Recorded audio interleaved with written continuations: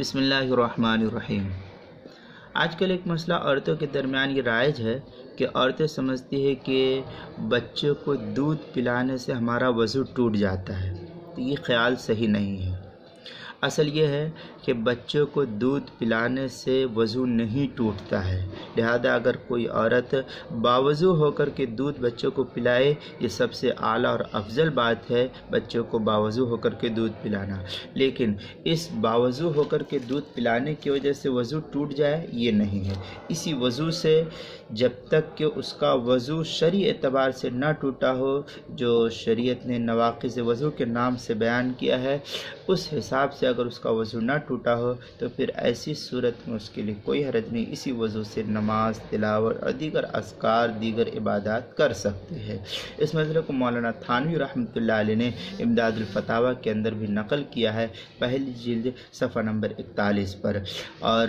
فتاویٰ شام کے اندر بھی نقل کیا ہے جو زکریا بک ڈپو کی چھپی ہوئی ہے، اس کی پہلی جلد صفحہ نمبر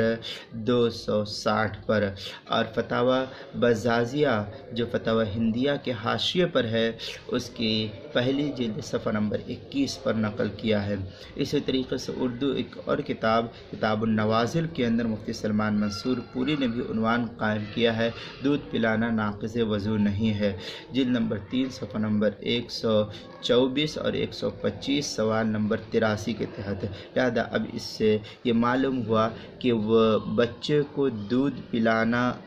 اور اس سے جو لوگوں کے درمیان غلط فہمی رائج ہے کہ بچے کو دودھ پلانے کی وجہ سے وضو ٹوٹ جاتا ہے، یہ صحیح نہیں ہے۔ کتاب النوازل کی عبارت اس طریقے سے ہے، بچے کو دودھ پلانے سے وضو نہیں ٹوٹتا، اس لیے کہ بچے کو دودھ پلانے سے جسم سے کسی نجاست کا خروج نہیں ہوتا ہے، لہذا وضو نہیں ٹوٹتا، اسی حالت میں وضو باقی ہے، آپ عبادت کر سکتی ہے۔ لہذا مرد حضرات کو چاہیے کہ اس مسئلے کو زیادہ سے زیادہ عام کرے۔ السلام علیکم ورحمۃ اللہ وبرکاتہ۔